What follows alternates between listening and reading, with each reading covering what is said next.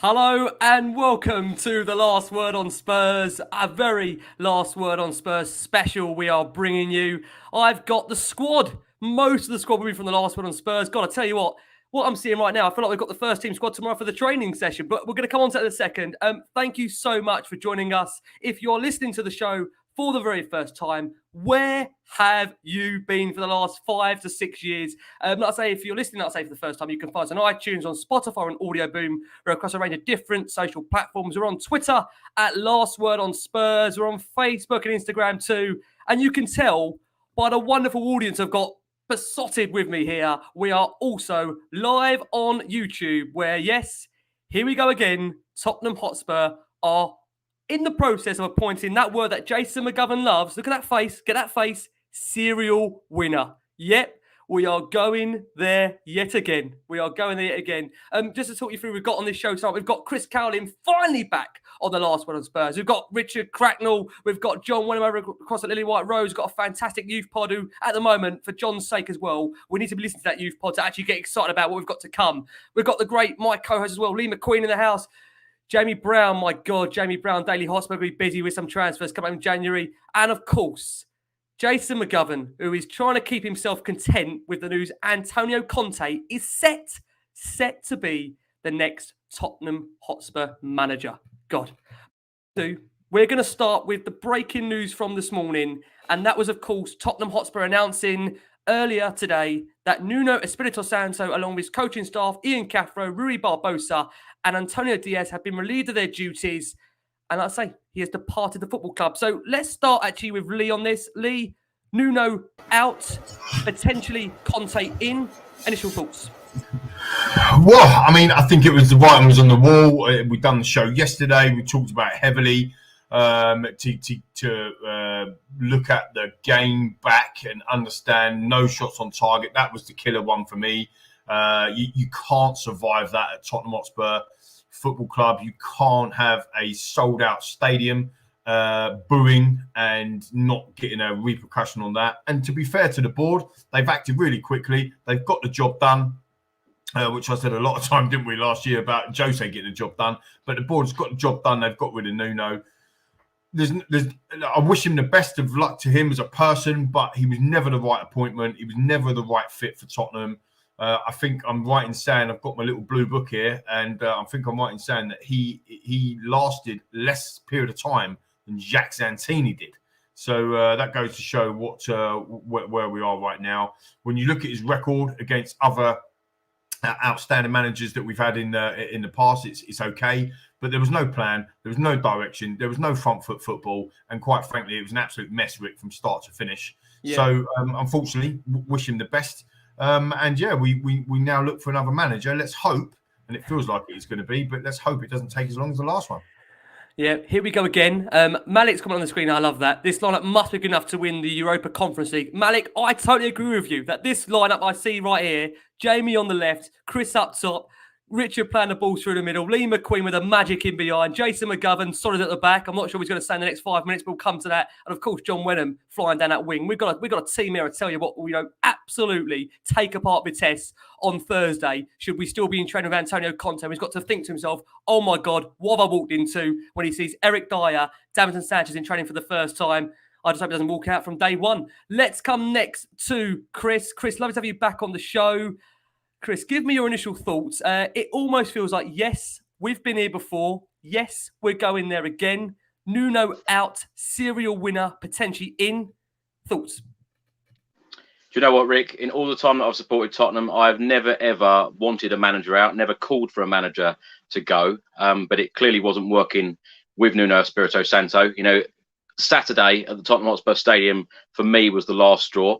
I thought it was his last game, because how can a manager come back when in that second half the crowd was singing "You don't know what you're doing"? How can a manager come back from that?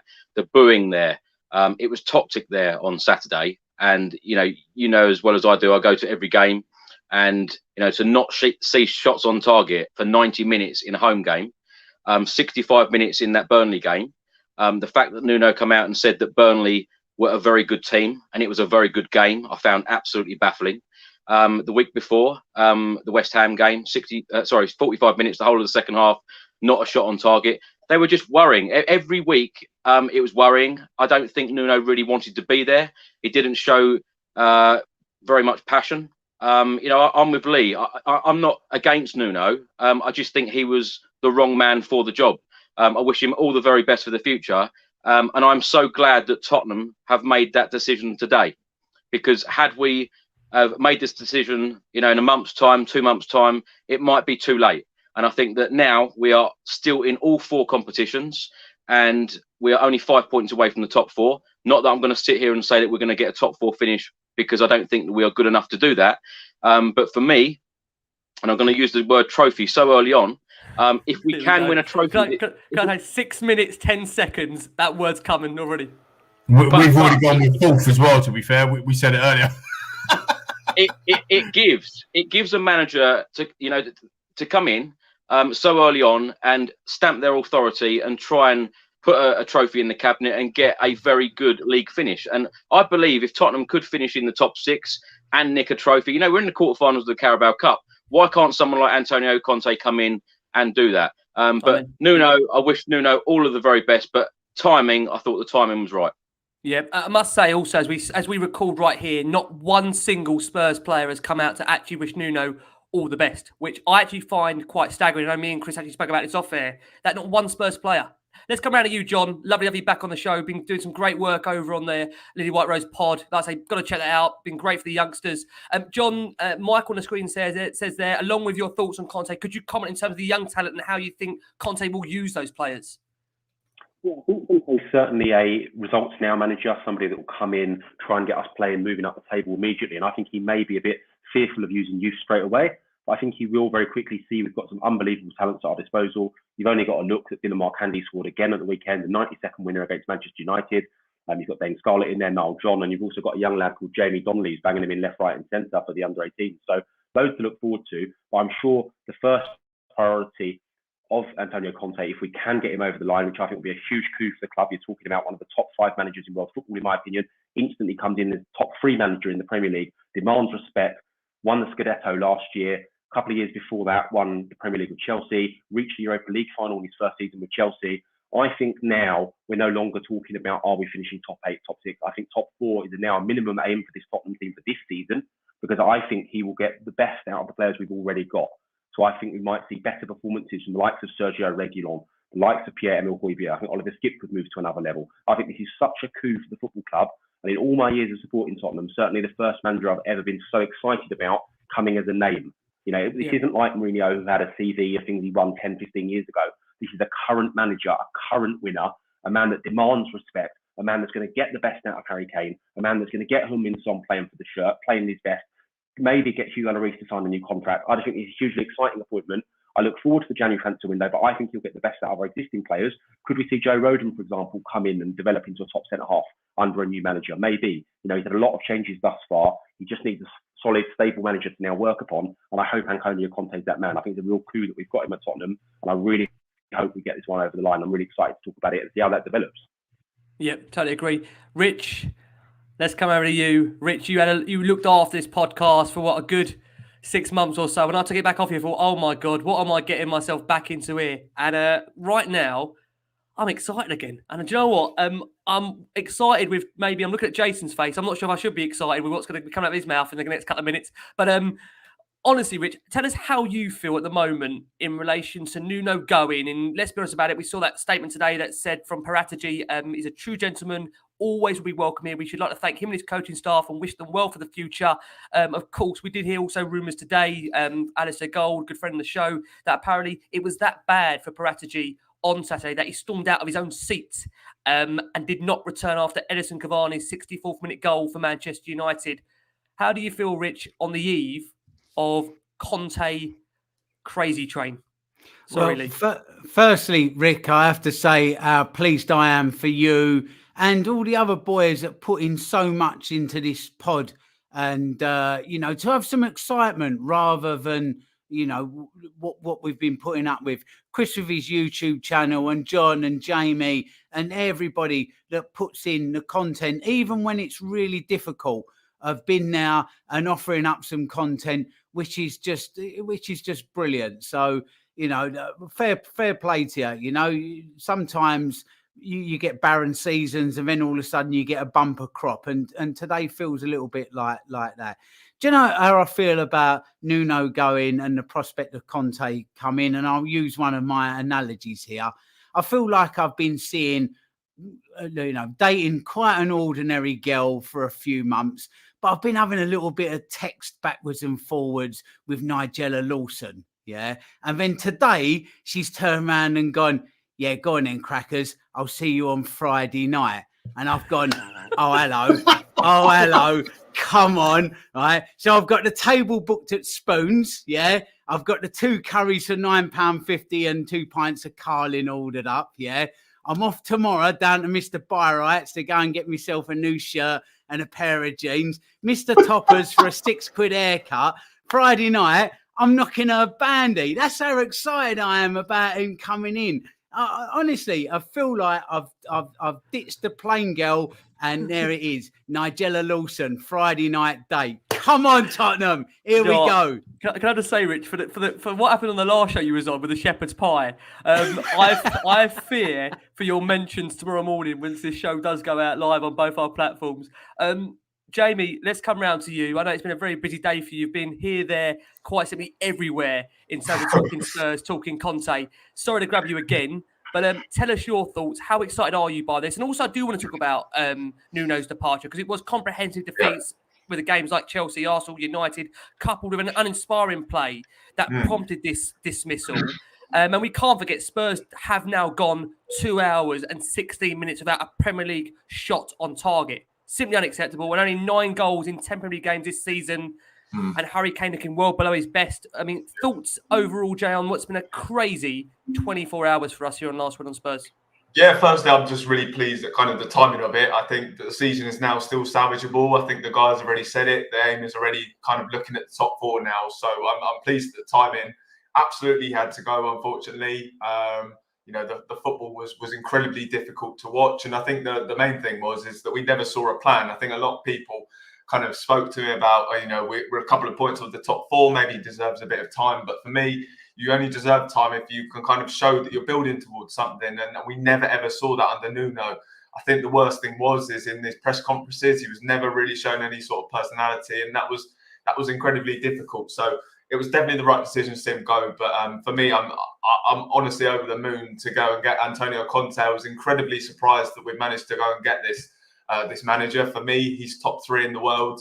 I think if you look at his achievements that he's just done at Inter Milan, he's just won them their first league title in 10 years. So for me, he is up there with the very best. And it's going to be an interesting dynamic in the Premier League now when you've got Tuchel, Guardiola and Klopp, and now Conte to add to the mix. So I'm very excited, and you know, he's a guy whose teams can excite. I know a lot of people are critical of his style of play, but for me, I think you look at his sides at Inter Milan. They're one of the highest goal scorers in Serie A. I think they scored 89 goals last season under Conte. With his Chelsea side, when they beat the league title, they scored 86 goals. So I'm really, really excited. I think it's unbelievable we've got this appointment. I was totally expecting a very underwhelming appointment. I think we were looking at something like a Fonseca or something along those lines. But we've gone out and we've got Conte. It's something that Spurs fans have absolutely deserved. We've been through a lot of very hard times over the last 2 years. To have something to kind of get behind like Conte that's going to get us excited. Yeah, I'm very happy, and great to see Anthony now. Totally agree. We're going to come to Ant in a second, but Jason, to come round to you, I think it's fair to say that with any appointment, especially this one as well, there does have to be an air of trepidation, right? Because we have been here before. You've been here before with us as well. At the time of hiring Jose Mourinho, you warned us even before a ball had been kicked. I want to say it was 5 seconds into the podcast that we did with the arrival of Mourinho. You turned around and said to us, this will simply not work. And you were proven right. So how do you feel, Jason, on the back of this appointment of yet another serial winner and also Nuno's departure? And he's absolutely lost for words. Let's bring him in. There we go. First of all, overjoyed that Nuno's gone. You know, to go 147 minutes without a shot on target, to be watching dross most weeks, you all know it's the number one requirement for me is always the style of football, more so than a trophy. I know people will don't always understand what I mean, but your trophy comes in. Your trophy always comes in May, realistically. But when I'm going to football on a cold, wet night in November, I want to enjoy it. I haven't had May yet. May's 7-8 months away, and I don't want to get to May watching dross. So that's why it was always more. That one day in May for me will never make up for 8 months of dross. Never. So that's why the style or the enjoyment of the day, the individual day you go, is more important than that winning of a trophy. That's how I always am. Everyone's different. Crackers like shepherd's pie. I prefer a Thai green curry, but we both enjoy our food. And Raven enjoys going to Ann Summers parties rather than Tupperware parties. That was the best analogy tonight. I thought that was brilliant. For Conte, I accept all your boys' excitement tonight. I think it's brilliant that Tottenham are able to attract a top-class manager, because it was one hell of a drop from Mourinho's image or level down to Nuno. But I just have my doubt. My doubts today is that the club just lurches from one thing to the next. That's in fair. That we speak to Conte, 5 months ago. We get his full list of demands. We think, sorry, we're not going to comply with those demands. So he goes, and we change back. And then 3 weeks ago, Mr. Paratici comes on after all the business with the trust and things like that and says, we're looking for a manager that's building for the future, that we've got Skippies and Tangangas and these younger players. And then, so we're looking at another project. And then 3 weeks from that, we chuck all that away and we go back to the let's get it now thing. It's like, why can't we be consistent in what, if we want get it now, we should have got it now 4 or 5 months ago and got Conte over the door then, over the line then. Yeah. Why do we go from one thing to the next?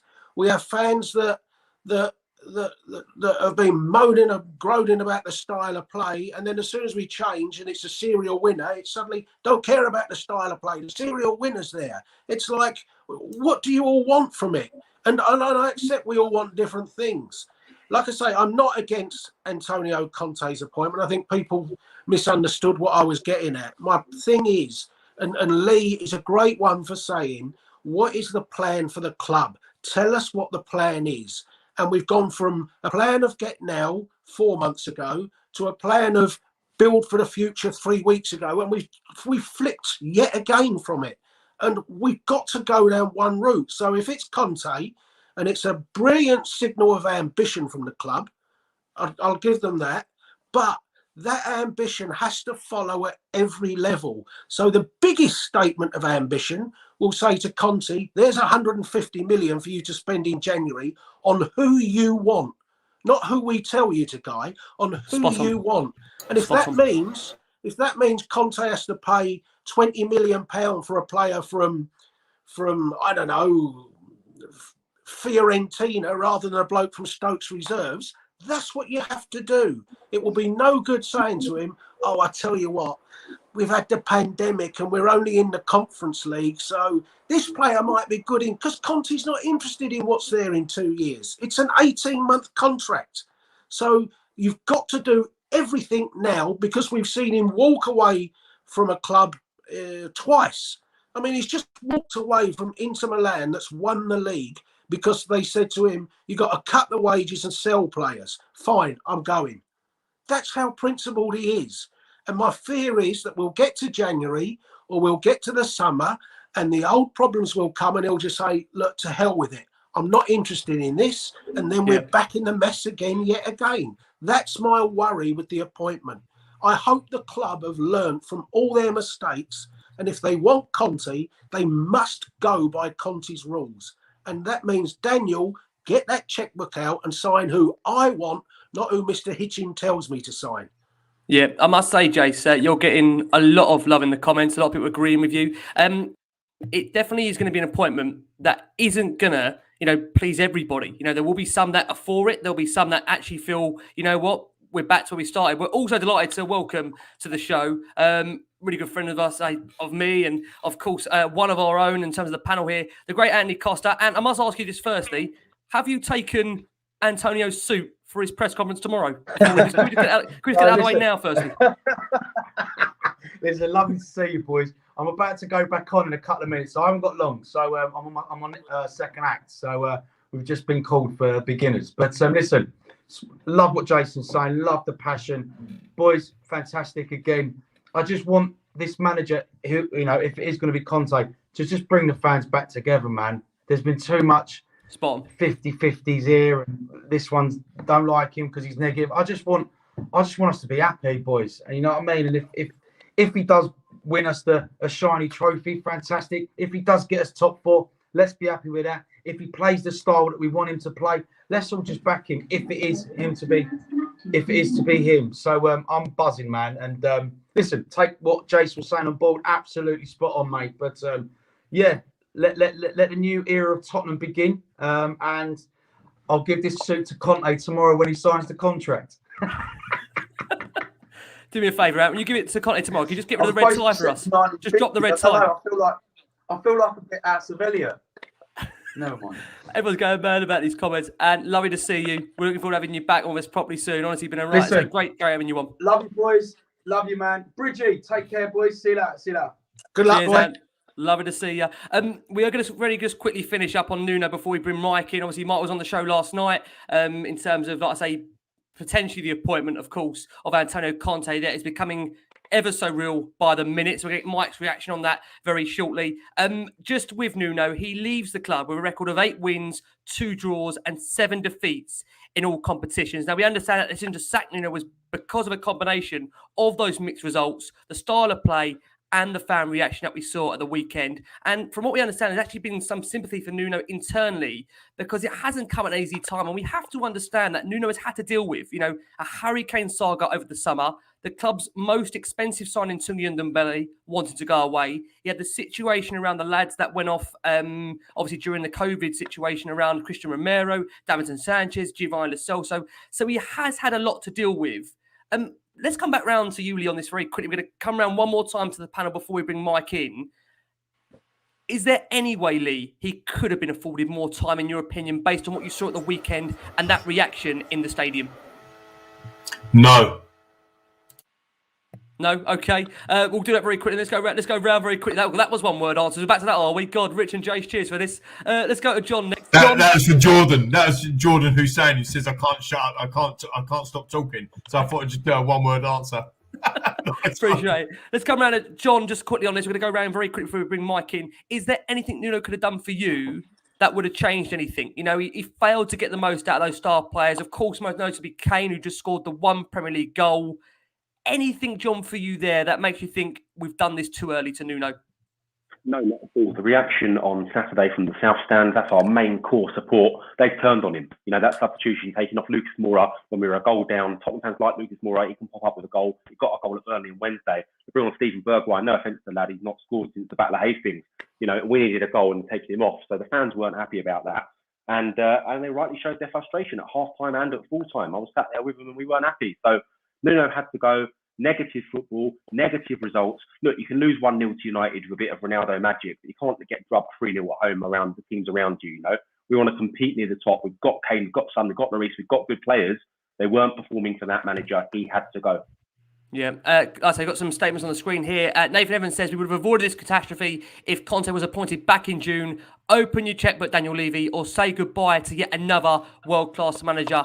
Robert Palmer says squad is set up to play 3-5-2 for Conte. Dele's best form came as a second striker. Dyer and Romero best in a back three. I think Bergwijn could be a top wing-back. We are going to come on, like I say, and discuss potentially how Antonio Conte will get the best out of this squad. Let's come next to you, Jamie. For you, is there any way, Jay, in your opinion, Nuno could have been afforded more time given the horrendous start to the season in which he leaves us still, I must say, in all 4 competitions?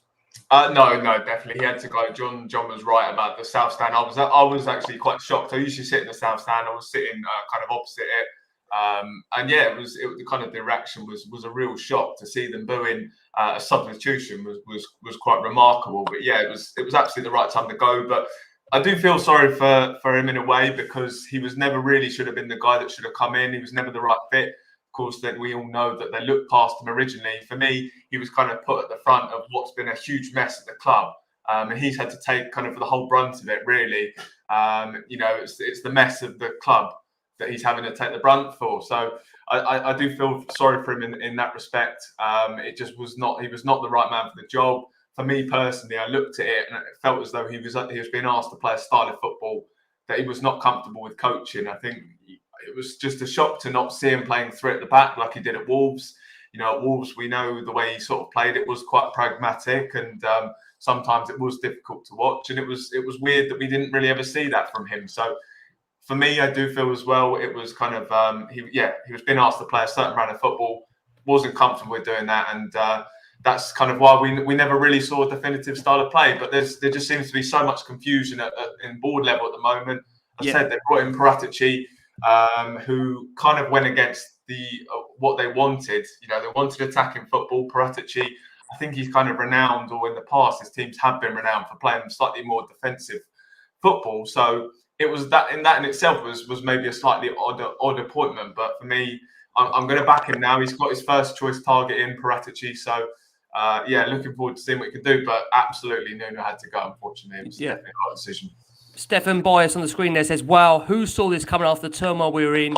We deserve this appointment, Antonio Conte, as fans. Let's get behind the manager and do something special this season. We must just add, if you're listening to the show and you're on your way on your commute on a Tuesday, it may not have been done yet. Hopefully it will be being printed very soon. The ink is drying on that contract. Let's come around to you, Rich, quickly on this.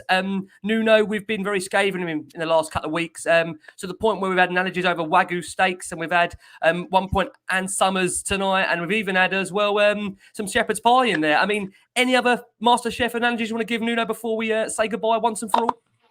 No, just hang your apron up, Nuno, and off you go, because you've just not served us up anything edible. I feel like I've got Gordon Ramsay here for a second. You just give the last act. Listen, first episode of MasterChef this season, absolutely smashed it with Man City, and then from now just went downhill. It was just a master of his own downfall, Rick. The Arsenal game started it, and it finished with Lucas being taken off, and his tactics were all over the place. His decisions were all over the place. So, no, I've got no.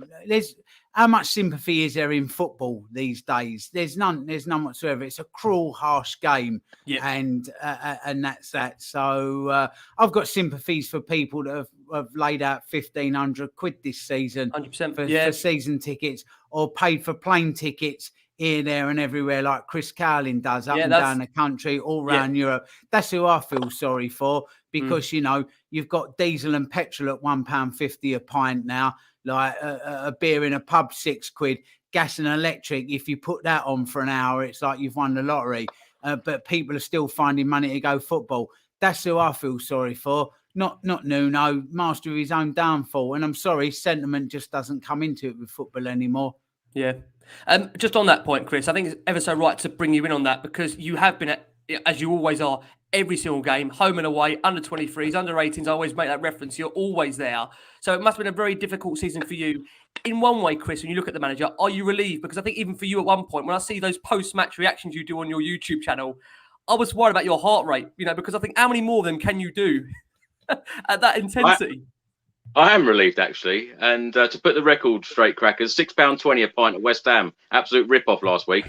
But do you know what, Rick? I am relieved. And like I said at the start, I've never asked for a manager to go. But Saturday night, call it stupid, call it what you want. I couldn't sleep Saturday night. After that defeat, the way that we lost, didn't have a shot on target, I was really worried about the direction of our club. And today, I do feel a little bit more relieved. I do feel a lot more happier. And with the subject of Antonio Conte possibly joining Spurs, it does make me excited again. And that's what we need to feel. We need to feel the excitement again and have success as a club. But Nuno, as I said, when the fans sung what they did on Saturday, I felt that as soon as you lose the fans, there's no coming back from that for a manager. I felt like he lost the players, a number of players. When Højbjerg come out and said, "I better not say too much," what did that mean? The London derbies this season, they're the ones that really, really upset me. To concede 10 goals in those 4 London derbies, only to score 1. The Arsenal game, that opening 45 minutes against Arsenal, for me, was just unforgivable. It was absolutely crazy. And the stats just speak for themselves. Ranked 19th in shots on target and shots or chances created in the Premier League. It is just not good enough. So when you see that something isn't working, you have to change it. And as I said earlier, fair play to the club for making that decision today, because we still have a chance of turning this season around and perhaps making it successful. Totally agree. Like I say, still in all competitions. Before we bring Bridgie in, let's go to you, Jace, just for a final sum up for you with Nuno. I want to say from my perspective, look, I wish the guy no ill feeling. I'm sure we all don't. It's been a difficult challenge for anybody to come in on the back of what was a 72-day search for a manager. Ultimately, he could have had it easier. I think we all can say that, the hand he was dealt wasn't easy. I don't think he made himself from easier either in terms of the way maybe the players, I wouldn't say the word treated, but the way it panned out overall. Jace, anything you want to say on Nuno? And just thoughts as he departs the football club now? No, it just wasn't good enough. I mean, I spoke to Chris on his show, and I said Nuno went to Palace. We were happy to watch Nuno go to Palace, have an interview at Palace. No interest in taking Nuno. Palace rejected him. They take on Vieira, who in 9 games, yes, he's only won 2 games, Patrick Vieira, but there's already a style of play. There's already bravery. He can already do things. He's achieved that in 9 games. And I said to Chris, I just want Tottenham to be like Crystal Palace. And when a Spurs fan can say, I want to be like Palace, that tells you what state you're in. And Bridgie will know what Palace is more than most of us. So, but the one thing that and it's not a defence of Nuno, and I said it last week, when I'm hearing Nuno get pelters about we've gone 67 minutes without a shot on target at Burnley, this is a disgrace. I'm thinking 12 months before that under Jose, we went to Burnley and went 72 minutes without a shot on goal and won 1-0. But everyone accepted that because he's a serial winner. But it was dross then. But nobody cared about it. And the year before under Jose, we went to Burnley and we played a back 5 of Tanganga, Dyer, Sanchez, Alderweireld and Vertonghen. We played 5 centre-halves at Burnley, petrified of Chris Wood and Ashley Barnes. We drew 1-1 with 1 shot on target, which was Delhi's penalty, and nobody moaned about it then. So why was it suddenly dross when for 2 years, just because of a serial winner, it never was dross? It was dross for 2 years.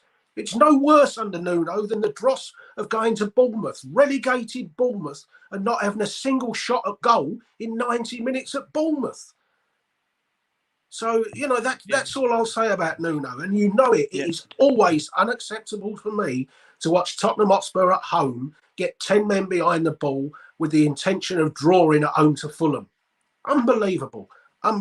So, no, I'm pleased he's gone.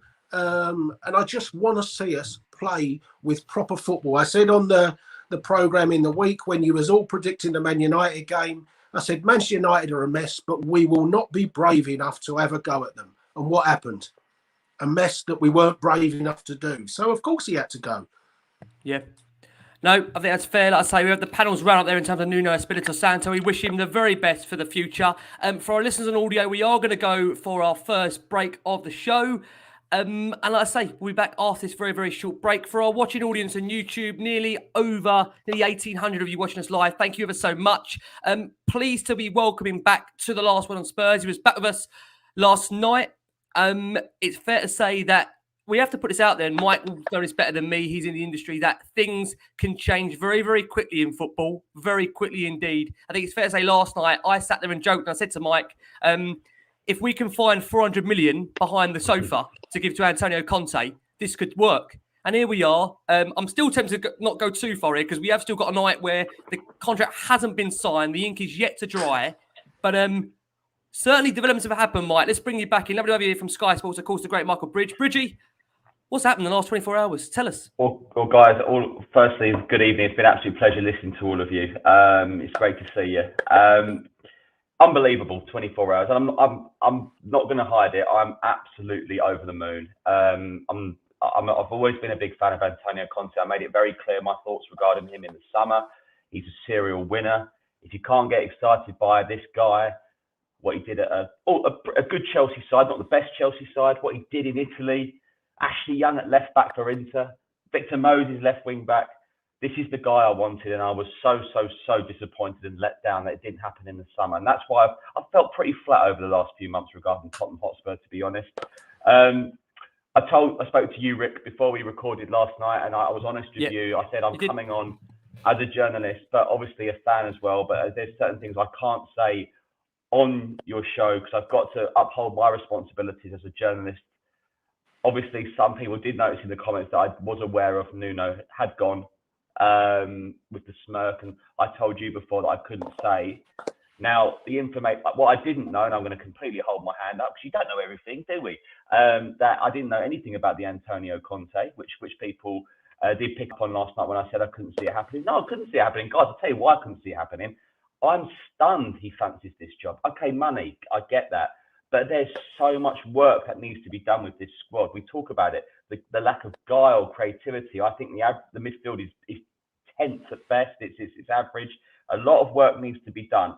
And there's no point having this man coming in now if Spurs are not going to back him properly. It's utterly pointless. I don't care about long-term managers and projects. I don't care. What is long-term as managers anymore? It's about the now. Son's 29, Kane's 28 going on 29. It's about the now. I'm sick of being embarrassed by West Ham fans, Arsenal fans, Chelsea fans, London derby defeats. It's about now. We're all bored of it. We're sick of it. We want some entertainment. We want to go to our pubs and meet up before and after and be genuinely happy. Not just happy to see each other, but happy about the football. I won't talk about Nuno because I was on here last night talking about Nuno, but I'm sorry, just motionless, 90 minutes, 0 shots on target. It's just unacceptable. It couldn't have gone on, and they know that. So my information I've had since was that when they had not just an inkling, but the word from Antonio Conte and his people that he did want this job, that's when they bit the bullet on Nuno. And my understanding is that he'll be at the lodge tonight.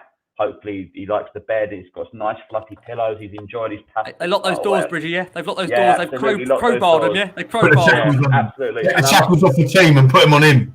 Yeah. We've heard about the pillows there before, haven't we? The pajamas. Yeah. But yeah, and because I just, from a fan's point of view, non-journo, I don't find this wonderful job as attractive as it was even in the summer. And I feel like we've wasted 4 months.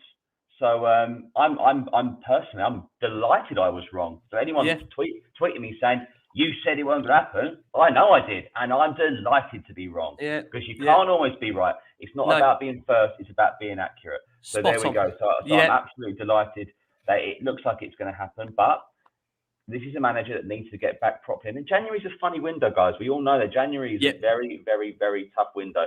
So it'll be interesting to see what happens. But it's funny looking at the table. Not all's lost. And I'm glad they've done it now with the change. It's a bit like the Tuchel and Lampard situation where there was so much left in the season. And we've got, favourable fixtures, I'll say that, over the next 6 weeks. So it could be a really interesting few weeks. I'm still stunned it's happening. People will I don't want to wake up. I don't want to wake up, Bridgie. People will say it's money. Is it happening? Bridget, is it happening? Like he's going to sign, right? I mean, I'm just nervous that he ain't going to sign. Look, I think all the British journos here. I mean, we're relying. It's come from Italy. We know there's some Italian journalists who are close with these managers, and I've got to tip the hat to Gianluca Di Marzio. Is the man for me who's got this Antonio Conte one spot on. Not well, I won't name names, but Di Marzio's the one on this one. So congratulations to him.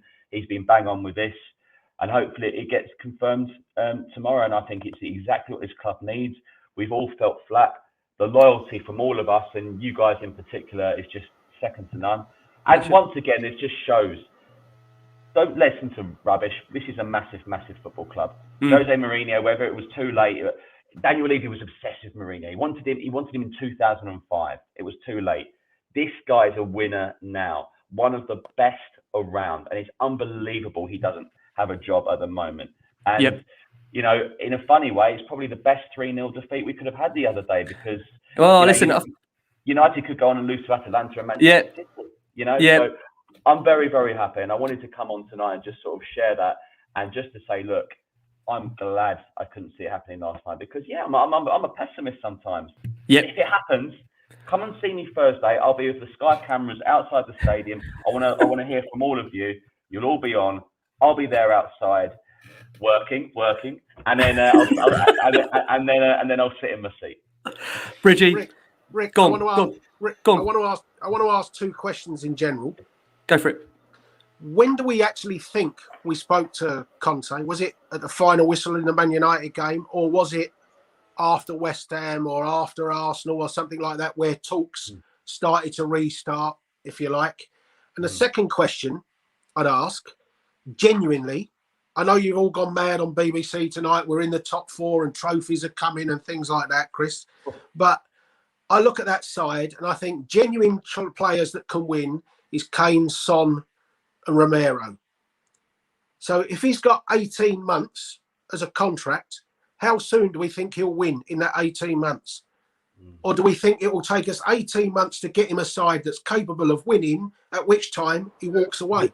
We just, on the last show we did, actually, just quickly, we had a Chelsea journalist on, and he said he took over Chelsea when they were in 10th place. And then the following season, he went on to win the title. And he said one thing he did do is he actually improved the team very quickly. And that's the thing with Conte. I think tactically, he's a fantastic manager. He's a fantastic coach. And that's the thing that kind of excites me about him. I think he's someone... And he's Italian. Well, there's a bit of that, isn't there? So, done it at Juventus as well. So, there you go. That's just my take on it. Jace, come on, listen. You've been round the block like I have. You've been going since the mid-70s. I've been going since 76. We've seen it all. We've seen relegation, and we've seen Birkinshaw and Hoddle and Roberts and Miller at the back and Perryman and Ginola and Klinsmann.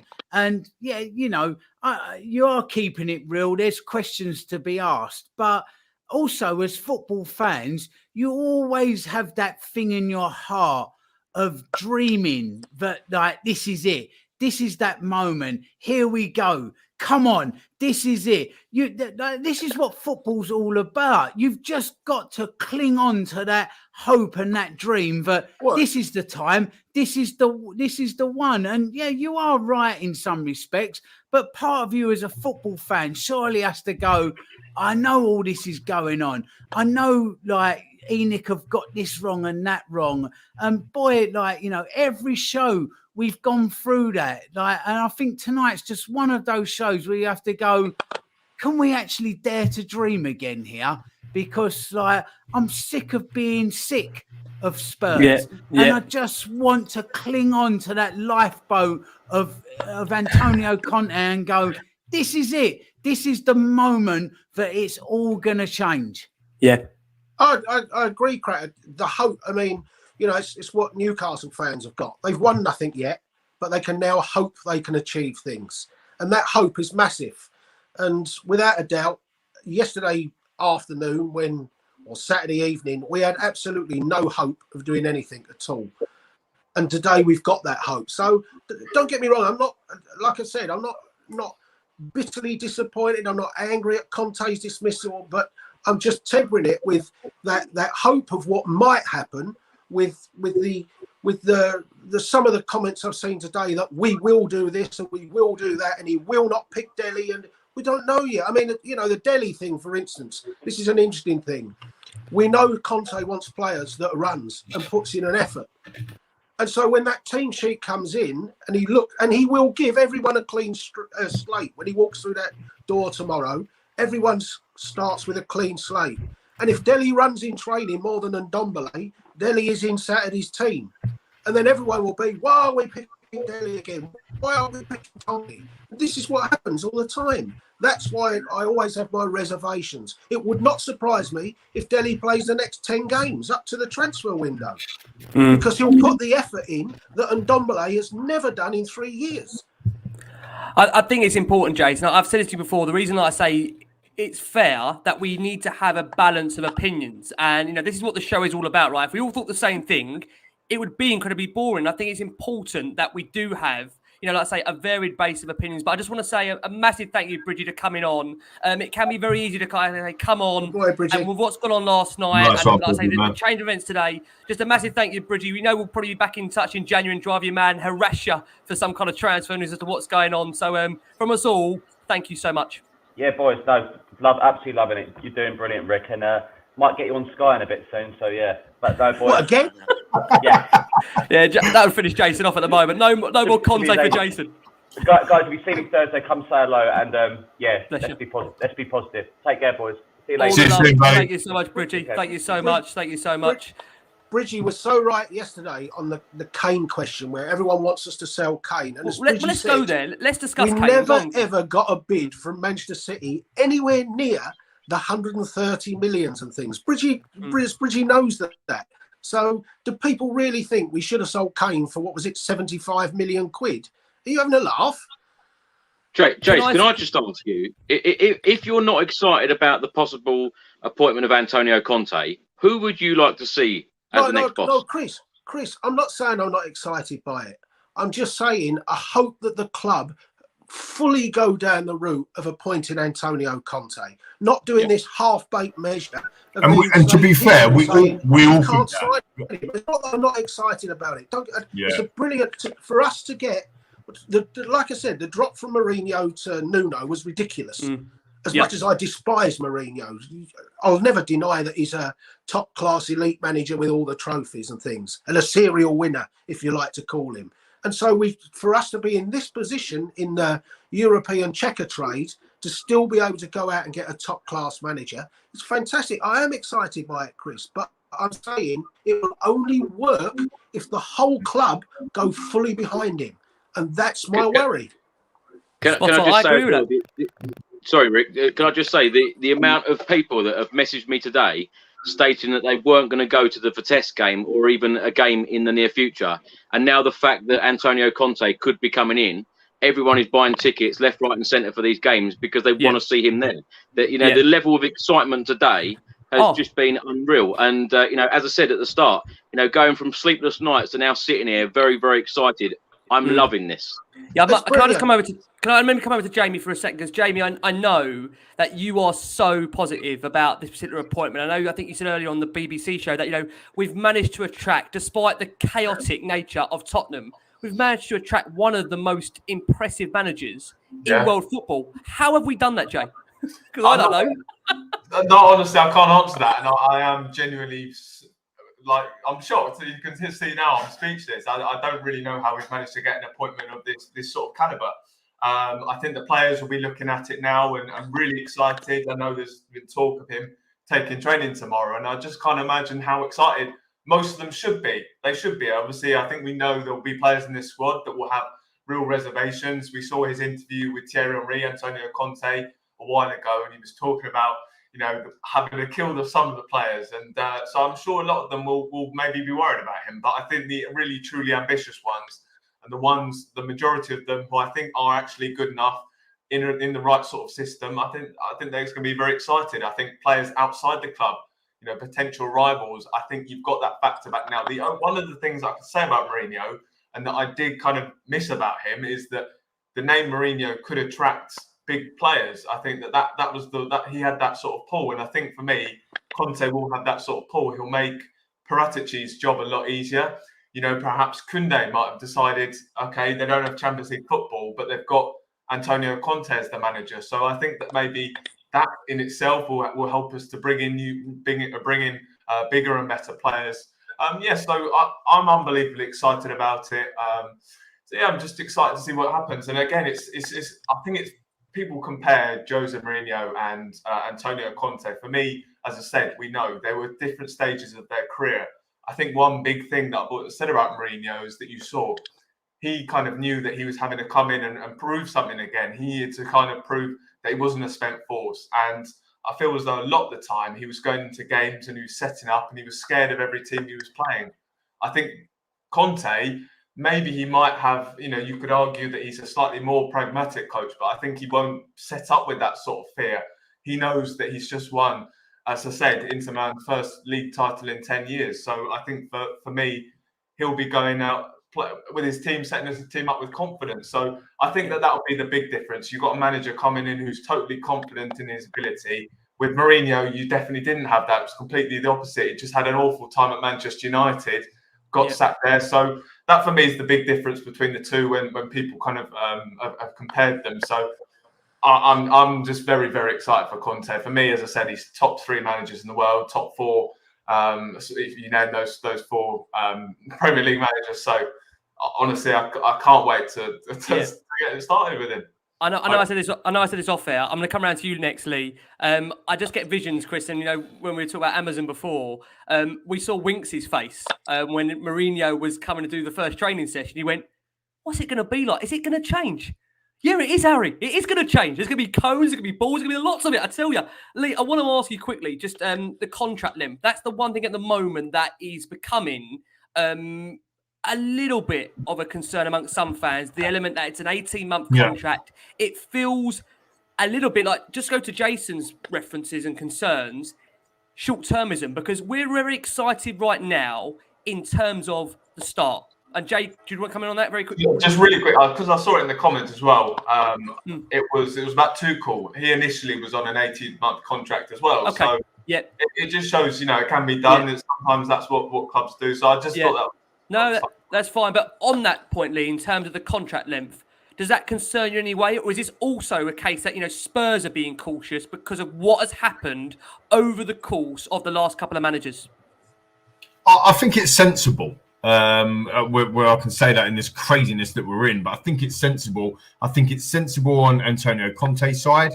I think, with him going through the courts and all that sort of stuff with Chelsea and the way that ended, I think it's sensible from a Tottenham side of things because of that, but also on the fact that, if they renege on any of their demands that Conte might have put on the club, then they can part company, or they're feeling each other out.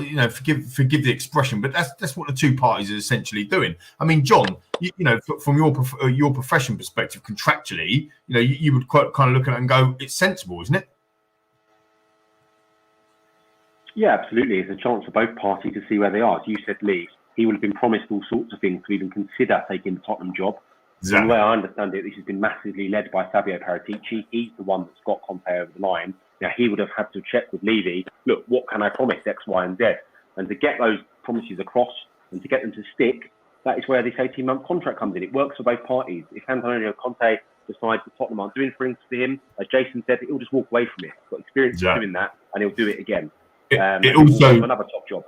It also coincides with 18 months left on a certain PSG manager. So I don't know. I mean, you go back there. On that point you mentioned, Lee, I want to come around to Rich. Rich, for you, this Pochettino link that is lingering around the club still to this day. And, I was a big Poch fan. I'm not going to be a hypocrite, but I will say, Jason, Chris, you know what you did to me that night on Love Sport, where you pushed me. And you push me, to say what I had to say. But even Kane at the end was not running at the end of that Sheffield United game. You can laugh, Jace. You knew what you did. And Chris, you know it as well. We got you off the fence. Yeah, but you said so much off air. We just thought that you should say it on air. Well, you made sure you got that off me, didn't you? You made sure you got it off me. Rich, for you now, with the appointment of Antonio Conte, should we be looking more than just 18 months? Should this be looking long term of the thought that, it's 18 months, but there should be review to an extension. There should be review now that this could be a club where it could be at for a very long time, and in which, these are fans that we are all really hurt, really suffering from the last 18 to 24 months of the football we put up with, the lack of effort, commitment, desire. And one thing I know Antonio Conte will do is when he goes in on, if it's Tuesday or Wednesday morning to training, he will demand 110% from every single one of those players. And the ones that don't want to perform, in his own words, he'll kill them. Conte comes in like a creditor at a company that isn't performing well. So he's going to come in and he's going to go to them, right, him, rid. See you later. He's gone. He's a bad asset. Get rid of him. He's draining money out of this company. Him, he can stay. He's an asset to the company. Him, go. Him, stay. Him, go. So even if he is only here for 18 months, his reality check of Can I ask where you, Rich, we are. what are we going to have left? Exactly. But that's what but Rick, is that not what it might take? Antonio Conte comes in like a Senecot on a bunged up, constipated company. He's coming in, he's going to come in and clear us out. It's as simple as that. He's going to come in and give us a balance and check of what's going on at that club. And those that ain't performing, see you later. Get rid. Those that are performing, you can stay. So even if he's here for 18 months, I think he leaves us in a better state than we was in. As long, and I'll go back to Jason's point here, but he's quite rightly made, as long as the club buy into what he tells them and what Paratici tells them as well. As long as Enoch back them and what they suggest, because they're the football experts here. Yeah, Conte, Paratici are the football experts. Like I said to Chris earlier on his YouTube channel this morning, Daniel built that stadium. It's magnificent. Daniel built that training centre. It's magnificent. But Daniel didn't go down to Jewson's and buy all the gear for it and build it himself. He brought experts in. No, I'm telling you, he didn't. Roof cassettes. Yeah. Can you imagine Daniel Levy down at Jewson's with a pencil behind his ear? Hello, mate. Can you do us? You mentioned the Conte balls. Yeah, exactly. Yeah. What about those paddles? Yeah. Can you do us do us 12 dozen acros? Do us about 8 million bricks. 15,000 bags of cement. Can you imagine Daniel Levy down at Jewson's? No. Do you know what? He handed it over to a building expert and he built it. So now he needs to hand the football over to the experts. Yeah. And we hope and pray that that's Paratici and Conte. And they'll come in and they'll just sort out what's wrong. So even if he's there 18 months, he should be able to leave us in a better position than we're currently in and sort out the wheat from the chaff. But I'll tell you this now, if he pulls up trees and he starts winning us stuff and we start winning games and we're entertained, do you think he's going on after 18 months? Because Daniel's just going to go, take my money. He's just going to hand a check over and go, there you go. Because if the money comes rolling in, let's be honest, Daniel and Enoch are in this for the profits, not for the glory, not for the football, not for me, not for you. They came into this to earn money out of their club. If he pushes them back into the Champions League and pushes us up into that stellar level, they will hand over the check. Because if he says, I want 5 million quid for another 3 years, but the balance sheet says from that 3 years, there's every chance he's going to bring you in 40, 50, 60 million pounds. It's a no-brainer. They're going to do it. They are going to hand it over. So, he's coming in, as I said, like a creditor at a bad company that's running at a loss.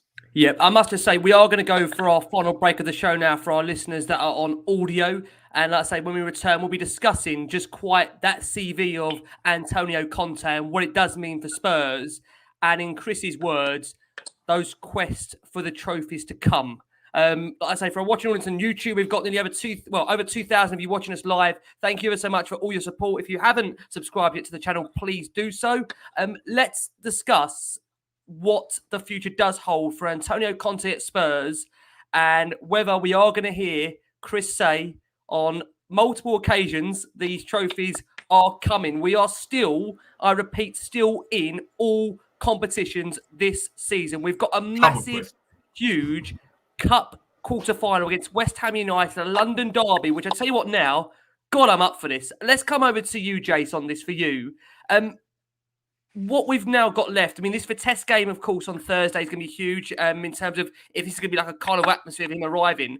Chris, you might know this better than me, but I don't think that stadium will be a sellout, will it? I think they will close the upper tier. So what were you getting there, Chris? Tell us. Was it 30, 40,000 most, do you reckon now, Chris? Or will there be more tickets, do you think? Well, as I said, the fans are buying more tickets, so the excitement level is rising. So if Antonio Conte is suddenly appointed as boss tomorrow, Tottenham, could sell more tickets. So who knows? But I think that place will be rocking on Thursday if that appointment is done.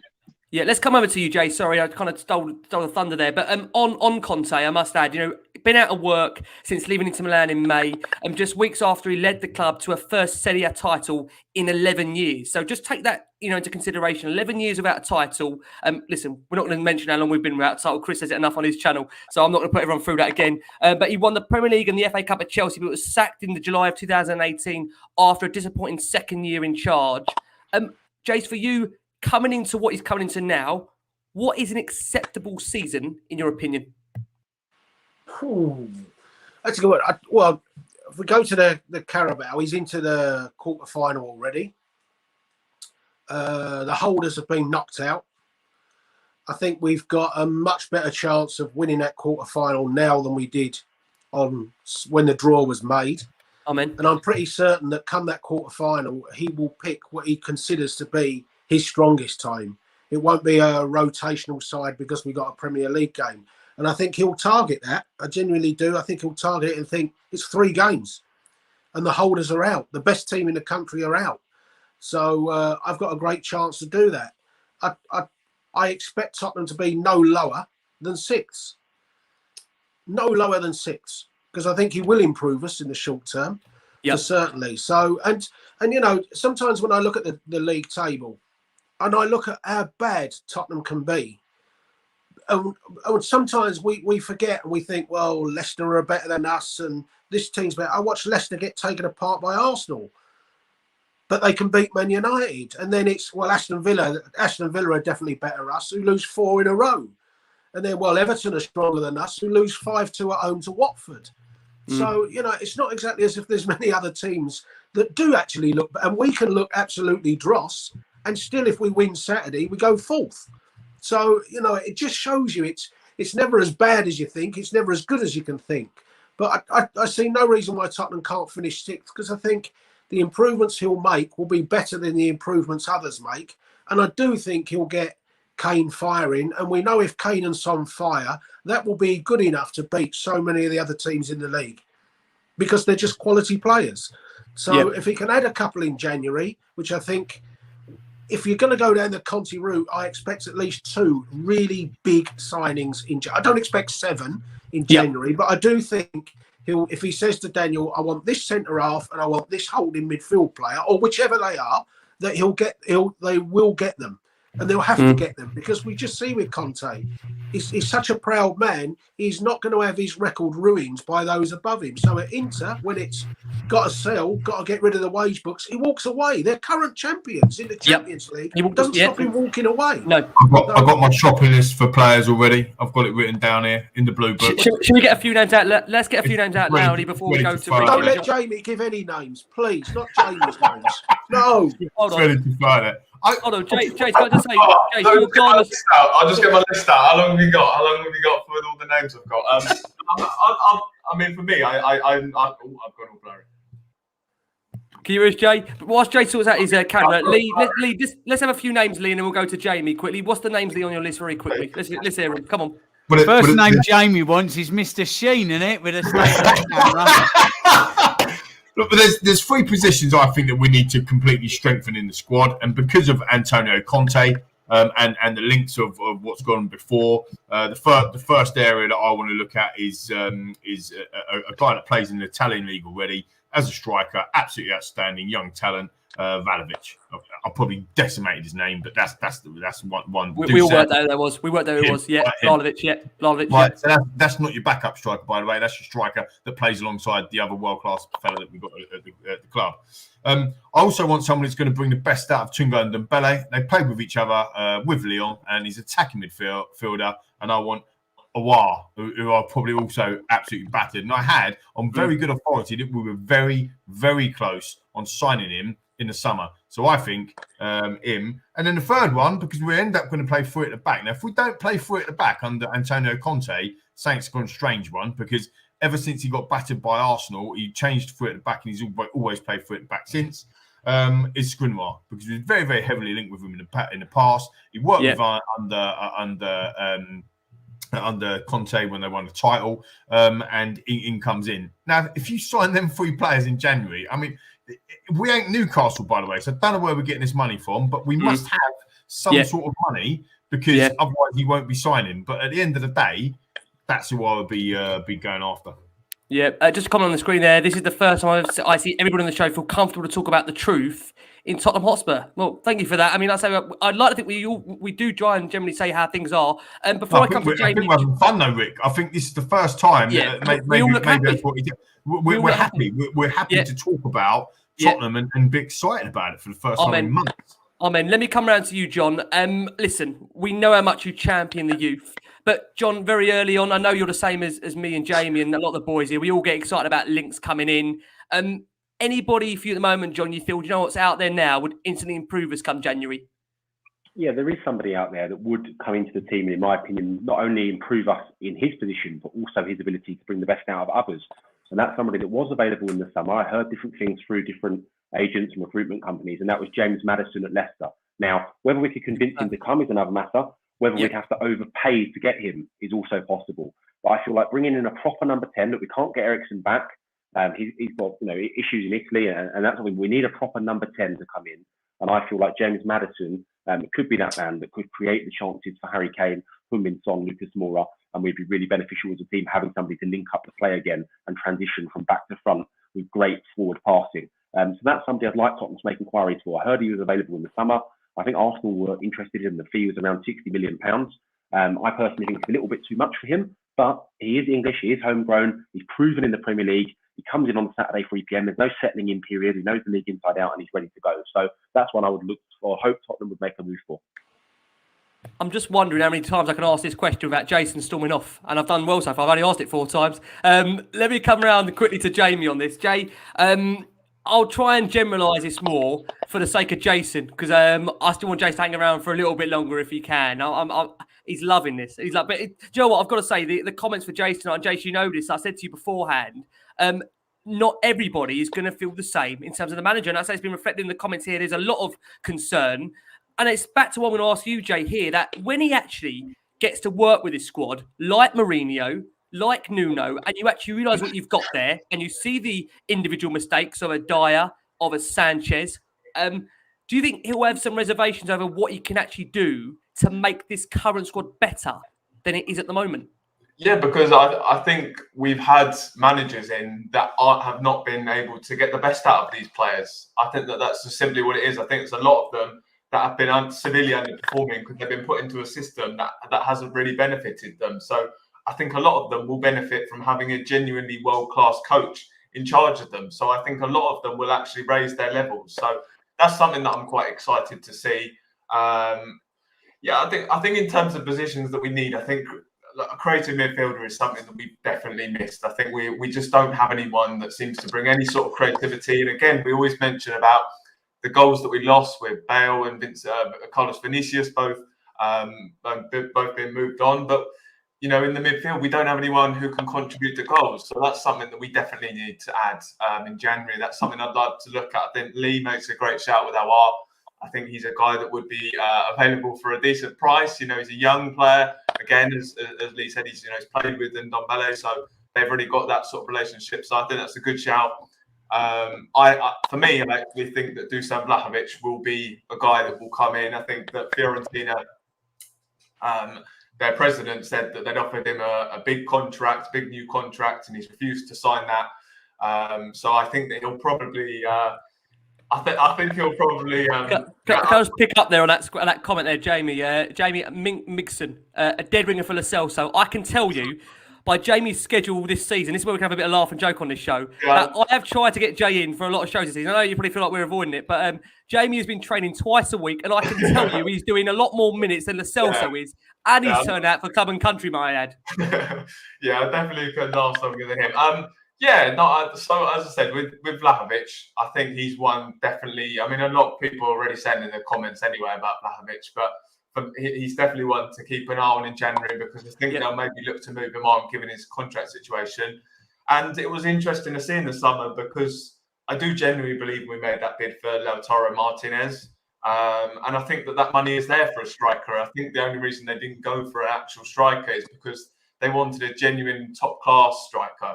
I can kind of understand that, because as much as maybe Vinicius occasionally contributed to goals, I would rather see someone genuinely come in who's genuinely class. So, yep. I mean, a lot of I'm sure some of the guys would disagree with that. But yeah, I'd like to see a striker come in. And Frank Kessié, for me, is definitely another shout. I think, again, I've seen that a number in the comments.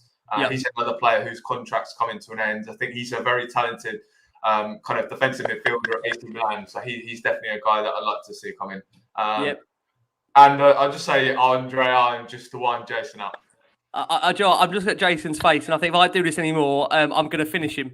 Before I move on from transfers, just going to say there was one report today from Jason's favourite source out there, one that we've joked about a lot, the old Calcio Mercato, which Jason won't believe me, but we've actually had some. Jamie will back me up here, and the boys also. We actually have had some transfers from Calcio Mercato, although Jason, I know, can't stand that source. They link us with, at the moment, Conte asking for a very specific transfer request ahead of joining. It's Stefan de Vrij, Matthias de Ligt, Alessio Ramagnoli. De Ligt. Thank you. He's corrected me now, and he moans about the transfers. You can't make this up. I just mean we're linked with that. All right. Forget it. Alessio Ramagnoli. I mean, Rich, you might have to come in and save me if this goes any more south your way. Marcelo Brozovic, Federico Chiesa, and Dusan Vlahovic. I can't pronounce that one. Rich, listen, we've had a seriously, Rick. I want Tottenham. I don't want to give you a list of names. I want Conte to say 1, 2, 3, and we get him. And you know what? If that was Oil Boy, you go and get him. And the comment that if it was Danny Rose, you go and get him. That's can I say it? I don't want to tell you who I want us to sign. I just want to say my 3 targets is Conte's first, Conte's second, Conte's third. Whoever they are. I don't care who they are. May I add, though, Jace, can I ask you just on a jokey side now, how relieved are you that these rumours of Adama Traore, for you personally, probably we put to bed? Well, I've always said the bloke doesn't do enough. There's just not enough in him. And if we were going to do that, I'd go for Saint-Maximin. But I like Saint-Maximin, yeah. Brilliant for FIFA. The kids are watching this, kids. That pace, I got to tell you, got to have them in your team. Yeah. Jace, Saint-Maximin. I agree. Rich, let's finish up on this segment, and we're going to, like I say, round up on Conte in general. Rich, are you excited by some of the prospects and name being linked to us, or are you more excited, Rich, to see what he's actually going to do with the squad that he's got now over him? I think it's a combination of all of that, Rick. Federico Chiesa, if we can bring him in, son of Enrico Chiesa, brilliant winger, absolutely brilliant, love him. So if we can bring him in, absolutely superb. I want to see how he develops who we've got there now as well, because I know Michael Bridge has had his reservations about this current squad, but I think there's some potential there already that have just been playing woefully below what they're capable of. Romero just looks like a Rolls Royce of a player. Royale looks like a Rolls Royce of a player. Like I said to you before, Brian Hill, so highly rated out here in Spain, it's ridiculous. And they just don't get excited about players here. But everybody is. So get him in the gym, get some steak down his neck, and develop that young lad. Is that a Wagyu? We'll get a Wagyu down in Rich? A Wagyu steak down his neck. Yeah. Listen, Kane. Reignite Kane's imagination. Sonny as well. Because people have been digging Kane out. Oh, he don't fancy it much this season. He's got the ump because he didn't go to Man City. Well, that would be fine if Sonny's stats was up here and Kane's stats was down there. But the fact that both Sonny and Kane stats this season are woeful would suggest it's been terrible tactics. So let's see what happens when and if Conte comes in, happens to those stats. If Sonny's stats goes up there and Kane stays down there, then you've got to go, well, Kane wants out the door. He's done. So, we've got in Delhi. I know there's 3-4 managers that haven't got a tune out of him so far, but in Delhi, there's a player. Can Conte reignite Delhi and make him fancy it? So that, you know, you've got a few players there. Sure, some have got to come in, but I'm also excited about who Conte is going to get rid of, because from what I hear, it's who Conte wants to get rid of, not who he wants to keep, and trim this squad down and start getting rid of some of that dead weight that ain't going to be pulling their straps up tomorrow morning in training. So it's a mixture of all of it, Rick. Yeah, Yep. Those going out are as important as those coming in, and those who are already there that fancy it and give it a go as well. I was just going to say, I mean, it's not about hardly breaking news, but obviously, so Sky in Italy, obviously Jason get excited. They're saying that it's done. So I know we've obviously been talking about, talking about it as if it might happen, but yeah, Sky Italy is saying that Conte is the new manager of Tottenham Hotspur. So. Chris, just want to quickly ask Chris something really.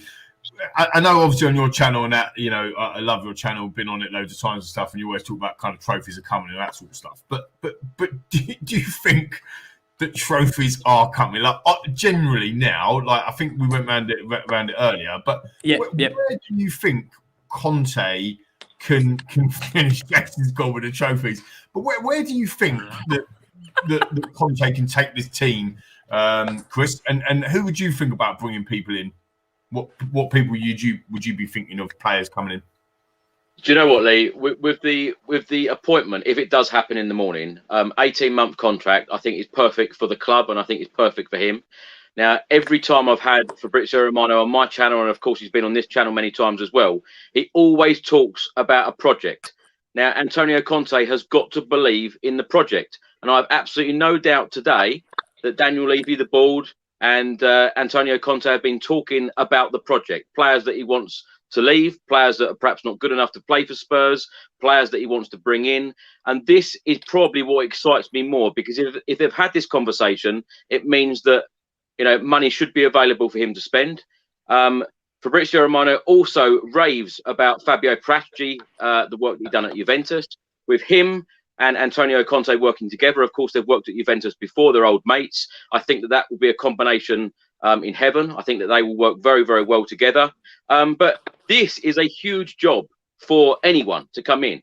And Antonio Conte loves a project. He loves a challenge. And I tell you what, if someone comes in and wins a Carabao Cup or wins a trophy for the first time in 14 or nearly 14 years, it will be since our last one, they will go down as a Tottenham Hotspur legend. They really will, because we need success, we need glory, and we need to be happy again.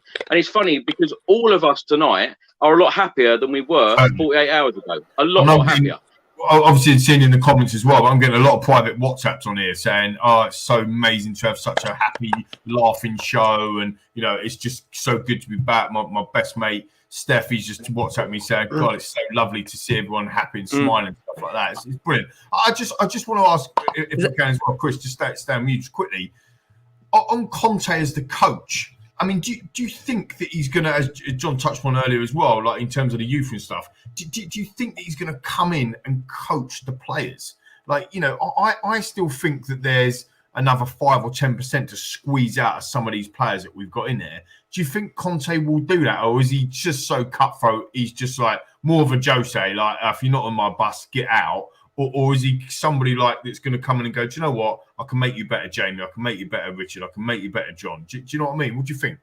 Lee, there's 30-40% to come from some of these players, let alone 5-10%. There's 30%. Well, no, yeah. Of them. I was talking about players that had potential. I think it's both, Lee. I think he can be very, very ruthless, and I like that side to a manager. You know, you've got to be ruthless. I said this earlier. It pains me to say it, but when you look over the years of how ruthless Chelsea are, you know, they see a player that is, not performing to the level that they were the season before, and they offload them. They're constantly churning, through players, to get them that level of success. And we need to do exactly the same thing. I think that he will get Harry Kane firing on all cylinders. And let's face it, an upgrade to this Tottenham Hotspur team at the moment is having a shot on target in 90 minutes. So whoever comes in, he's going to make that happen. That's why I think that Nuno Nuno lost it because I think any one of us on the panel tonight, would have got us to have a shot on target on Saturday against Manchester United. But I love the way that Antonio Conte gets the best out of players, and he seems to do it very, very quickly. There's not this long wait that a lot of managers seem to have. I think you get that new manager bounce straight away. I've already said on Thursday, Europa Conference League game at the Tottenham Hotspur Stadium on Thursday, it could be a sellout crowd. It could be the biggest attendance in the competition so far. Just because Antonio Conte, we won a trophy. No, but just because he's in the crowd, I just think like the whole level of excitement, it's got me excited again. And when I went in the pub on Saturday and spoke to a lot of the guys there, it was so doom and gloom. And I thought, wow, this is going to be a very, very long season. So I'll say it, fair play to the board to make this decision. And if we do sign Antonio Conte, fair play to go out and get your number one target. Because I've been saying on videos all week, if you're going to sack Nuno, go out and identify your number one target. Do not settle for second best, third best, or even like a Nuno, 10th best. Because go out, pay the money, give them what they want. And, we all say about the backing. I hope that Antonio Conte gets the backing. But to answer your question, Lee, I do think he will get the best out of players. And when he starts getting the best out of players like Lo Celso and Ndombele, he's doing a good job. Well, God, John, if he can do that after that, they've been here 3.5 years, then we're on to a good thing. John, I want to come around to you. Just want to pick up on Fabio Paratici, because I think it's fair to say that so far it's been mixed fortunes for him, right? I mean, some viewed that transfer window just gone as been a really positive window. Me personally, we took 26 goals out of this team in Bale and Vinicius and never replaced those goals, along with failing to get a creative midfielder. Maybe because we were relying on Ndombele to come good, Lo Celso to come good, and ultimately the squad to galvanise. And, when you think about it now, Paratici's first target may have been Conte, which was not back. Then he's gone to Nuno. And now, like I say, we've gone back to Conte. Is it a case where you feel Paratici's actually taken the control and said, look, this is my man that I need, and I've told you we need to get this done? Do you think there's actually been that firm conversation had between him and Daniel in order for us to go back there a second time? Because I've got to be honest with you, this is quite a first for me that I actually would see Spurs going back to someone and say, we've got this massively wrong, and we are going to give you what you want. Because we saw Conte storm out into Milan. He's not here for the paycheck. He's here because he genuinely believes that he wants to compete at the top level. Yeah, Rick, I certainly do think there's been a few firsts in this scenario. We've seen a statement today about a manager being sacked where Daniel Levy's name wasn't attached to the statement. That came from Fabio Paratici. The words of thanks to Nuno and his coaching staff all came from Fabio Paratici. I understand the situation is this is a complete lead by Fabio Paratici. He's gone out. He's procured the availability of Antonio Conte, and he's the one that's convinced him to come over and do this job at Tottenham. So, huge credit to Fabio Paratici for getting this over the line. You're talking about a top-level, elite-level winning current manager who's managed internationally, who's managed a lot of the biggest clubs in world football, and he's now going to be managing at Tottenham Hotspur. So I think that's really, really exciting, and I think that's huge credit to Paratici. But I also think one of his signings under the summer has improved week in, week out, and is getting better and better in Cristian Romero. I think that was a real clue for the club. I think we're very quickly going to see somebody at the same level as Harry Kane and Heung-min Son. All right, minus the goals, and that's what gets you the media attention. But Cristian Romero is going to be a bedrock of this Tottenham team. We've got him trapped into a long-term contract. Let's look forward to that, and let's be happy as fans. We've got a real stability at the back. I think this guy is a Van Dijk and Ruben Dias level centre-back, and he is going to transform us. And now under Conte's leadership, that's something to really build upon. Let's build the foundations from the back. Let's have Kane and Son scoring the goals up front, and let's bring the trophies back to Tottenham Hotspur. Us fans deserve that. Oh man, look at that! Look at the passion there. Look at the excitement from JB Brown. Did I not say to you about Romero's commitment and passion, and how in the last show we done together, how that can seep through the squad, like John has said. If he's doing that, those around him are either going to step up and match that, or they're going to fall by the wayside. So John's absolutely spot on. Yeah, what we're going to do, guys, is we're now going to do a quick roundup and go round the table for Chris's favourite subject as to what are we going to achieve for the rest of the season under potentially the new head coach, Antonio Conte. And we'll start. We're going to start with. Let's go to you, Rich, on this one to start with. Rich, It's a clean slate once again. Hold on. How many times have I said clean slate the last 3-4 years of this bloody show? I feel like and rebuild. I am sick of rebuild, clean slate. New man, new guy, go again. Here we go again. I'm sick of using this terminology. But yet, me and Chris will be doing the same thing for the next 45 years until we're sitting there, like that. I'm gone, finished. We're both finished. And when we say trophies are coming, 95 years old, we're still doing it. What are we going to achieve, Rich, under Nuno? Nuno, I'm going after Nuno now. What are we going to achieve, Rich? Nuno's trying to pull me back in. What are we going to achieve, Rich, under Antonio Conte? Tell us. Well, firstly, let me dig out everybody that digs out Chris Carlin, because they go, oh, you said the cup's coming and now we're out of the cup. And listen, being a football fan is all about that hope and that dream and that daring to dream and wanting to do it, yeah? Never knock a man for having that dream and saying trophies are coming. So every one of you that sends those little tweets in and messages in to Chris and goes, oh, you said, like, go away. Just like, I'm not going to swear, I could do, but go away. Because don't ever knock a man for daring to dream, okay? And for wanting to win cups and for wanting to do, and hoping that happens, all right? Because that's what we're all in football for that glory, yeah? Okay. What was the question, Rick? Sorry, I've completely lost it now. The question was, when's he getting sacked? I'm only joking. The question is, the question is, what is he going to achieve for Tottenham Hotspur? Listen, let's hope, let's dare, and let's dare to dream that he actually gets a trophy in the cabinet. That's all we can ask. Let's hope that he gives us hope. Let's hope that he gets us off our seats when we're playing. That's all you want to hear, is that clatter of seats as they come up because somebody's bombing down the wing. Yeah, that when I was young and watching Hoddle, and all of a sudden he got the ball, and there was that intake of breath, that sharp intake of breath, and that, wow, what's coming here? Ginola, Klinsmann. Yeah, that's what we want. That's all I want for a starter. That's all I hope for, is that excitement. I want to feel again, Rick. That's what I want. I want to feel. I want that Tottenham Hotspur DNA running back through my blood and my veins, like when we're playing. I just want to feel that excitement. If he brings me that back, that's a trophy in my cabinet. Personally, might not be a trophy in the Tottenham cabinet, but that's what I want. I want to go over there and go today. Oh, listen, how good was X, Y, and Z? Yeah. Like, listen, we might have only got a draw today, but oh man alive, didn't he light the stadium up?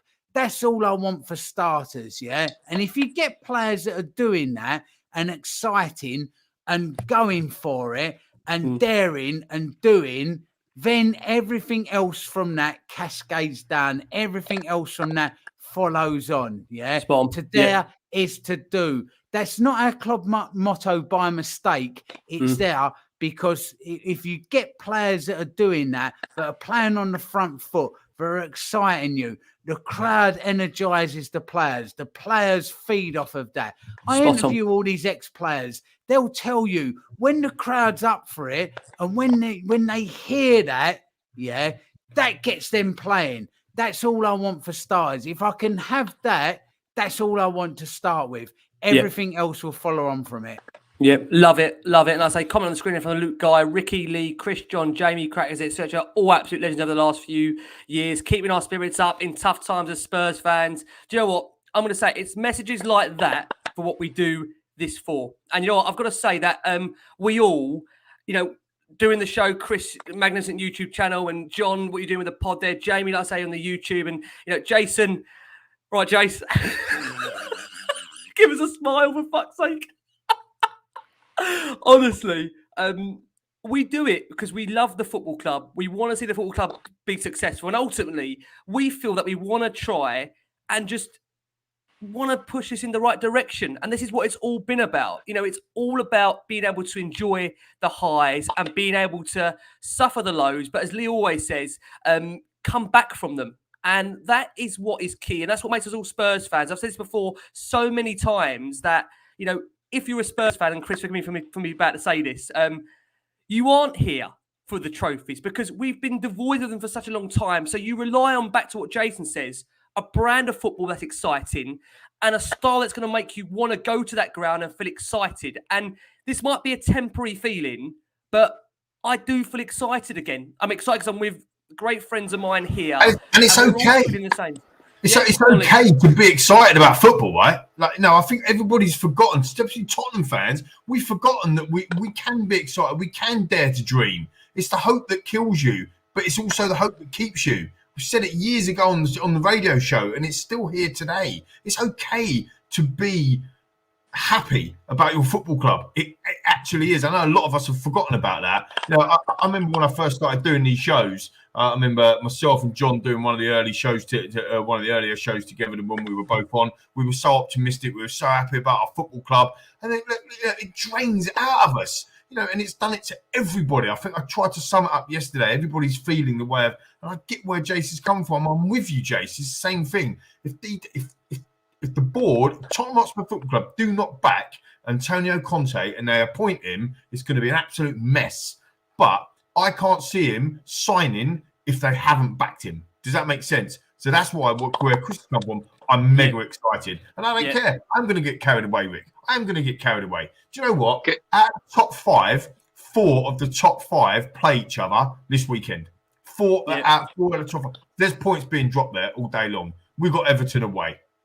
Yeah. John, you can do the Everton team talk if you want, like you did last time. But it was a great team talk. Just to show him bloody listen. Guys, I'm on Rick, can I just jump in and just say that comment that you put up there from Franco Martini? Yeah, I was about to say that comment. Down the street and wear my merch. Yeah. There you go. Club merch down the street without fear that other fans will point and laugh. Yeah, that's all you want. You want that pride, and Franco's absolutely spot on. Sorry, carry on. It's your show, Rick. No. You're right, and I'm glad you did bring that up because I did want to mention that point. But ultimately, guys, I'm looking at time wise. Listen, I assume that we're going to be back tomorrow at some point. When I don't know, this could serve me an early divorce at this rate. I'll be honest with you. We're on the course of difficult discussions in the boardroom, put it like that. And I know you boys have been there before. We're going there again. I'm not sure what I'm going to be ending up with tonight, I tell you. You asked me why I'm late to these things. The 10-month-old, I'll be honest, the best thing in my life. Sleeps on the sofa. He's going to sleep on the sofa. Got to get some more cushions. I tell you. Those padded ones from DFS are nice. There's a little plug for you. But we are going to, like I say, close it very quickly with the remaining guys here to tell us what ultimately is going to be finishing with Antonio Conte for the rest of the season. Jamie, let's come to you very quickly, Jay. What does the Antonio Conte era upon us look like? Yeah, look, I think the thing is he's come here for success. I don't know necessarily kind of how we're going to set up, how we're going to play. One thing I do know is, again, I do think it's an important point. I think we won't play with that fear that maybe we played under with Jose Mourinho. I think that's the big thing. Again, we've got a winner coming into the club, a genuine winner who's at the top of his game. So I'm very excited for that reason. That's the main reason that I'm so excited about it all. He's literally at the very top of his game. I'm very excited. He's here to win. He's a guy who can organise a team straight away. I don't know about the trophies that we'll maybe win this season. Sorry, Chris, but I think top 4 is a must, and I think top 4 is something that we can definitely start to aim for now. I think. Look, for me, as I keep saying, I think Conte's up there. So I think he'll make us straight away a team that will challenge for that top 4. So I'm going to say top 4 for me is what I'm expecting this season. Okay, forgive me. I think, John, we came to you. Did we on this, John? Did we come to you on this point? Yeah, I've gone so round. Briefly. Yeah, go for it, John. What do you think? Very quickly. Certainly for me, I think top 4 is now a minimum for Tottenham Hotspur this season. I think that's a realistic and achievable aim. And I'd also like to see us advance very far in the Europa Conference League. I'd like him to heed his experience in European competition. Obviously, he got into Milan to the final of the Europa League just 2 seasons ago. I'd like to see us go that one step further and really challenge for the Europa Conference League this year. So that would be massive for Tottenham. Yep, thank you for that. And also, just at Nikki Wallace, I'm going to put this out broadcasted. So if my wife is listening to the audio version, which I can tell you she definitely will not be listening to the audio version, I very much doubt she'll catch the video version at this rate, the way it's going. I very much doubt I'll see my wedding video at this rate, I tell you. Nicky on the screen there says, as I said on Twitter, hats off to all the wise partners for putting up with all of us Spurs fans, especially you guys for all your work. And I know I say we echo those thoughts. Jace, let's come to you because I'm actually intrigued to see what you're going to say because what you're going to say, I think, is going to be resonate with a lot of Spurs fans that maybe the early period is going to be really key to what the future holds. So, Jace, thoughts, what does future look like for you under Antonio Conte? He'll walk out by January and Mason will be in charge. Do you want to see believe that? No. Seriously. Yeah.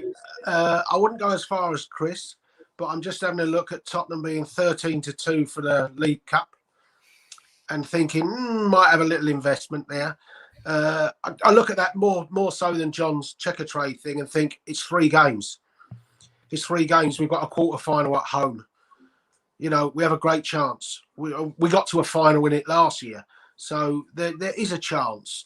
And I'd sooner target that because there's only 3 games.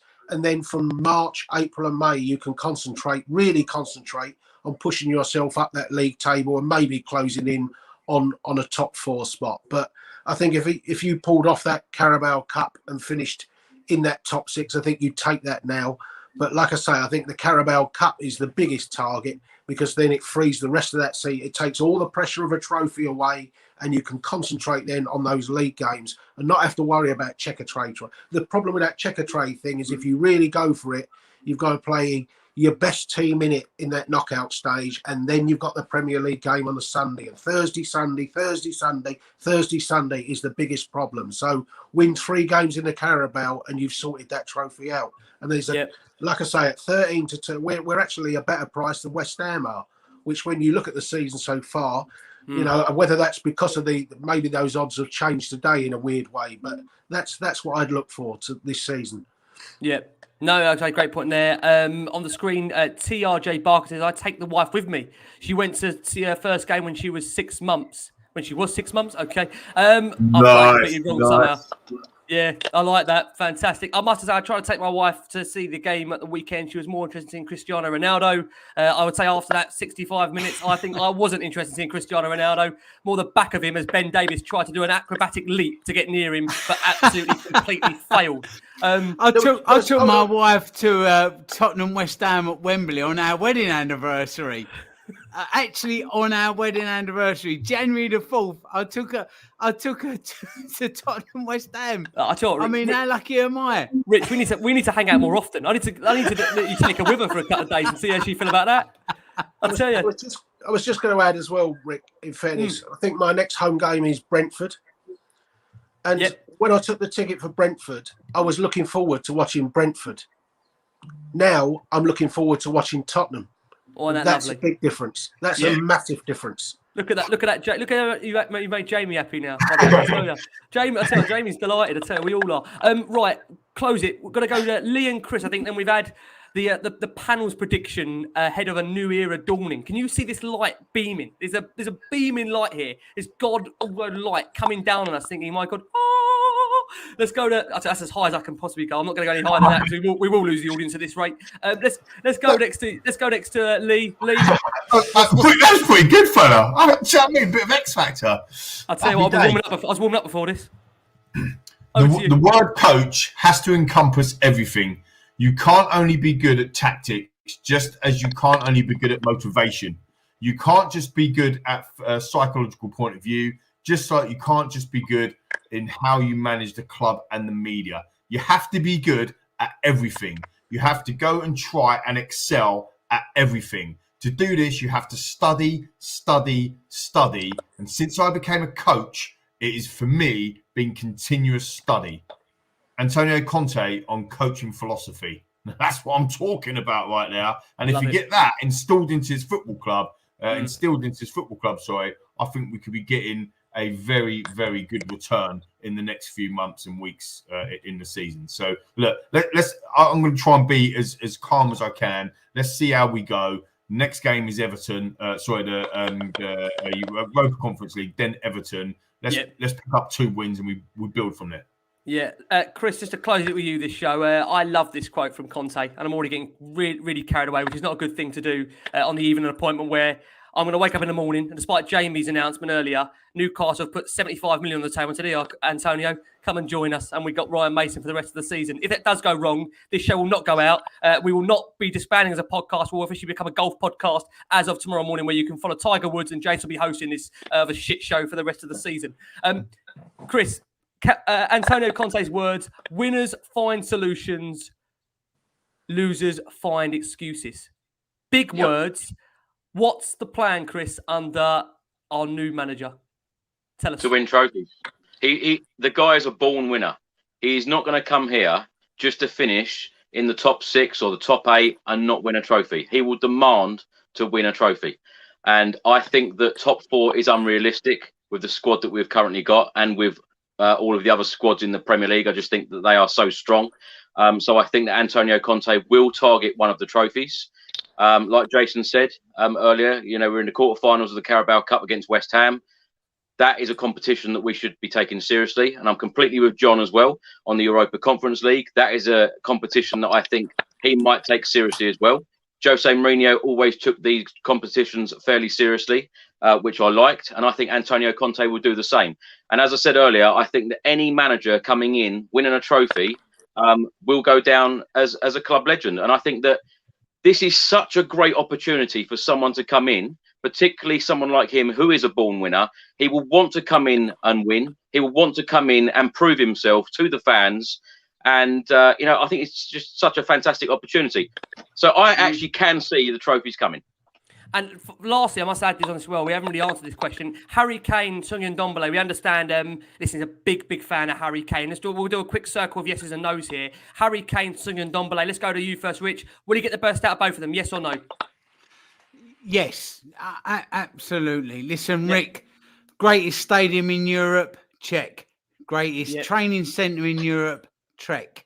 One of the greatest managers in Europe, check. Greatest striker in Europe, check. Yeah. So listen, greatest board now. Let's see. If they tick that box as well, then let's dare to dream. Yeah. The other thing you should never do on a show like this, when you've got a panel like this, is go yes or no. Never do that with the kind of panel I've got here, because you're never going to get one word, because they're fucking brilliant. Yes, and yes. John, get the best out of Kane, get the best out of Ndombele, yes or no? Kane, absolutely yes. I think he'll thrive under the challenge of working with a manager like Conte, and we'll look forward to it, and we'll be back to his best in no time at all.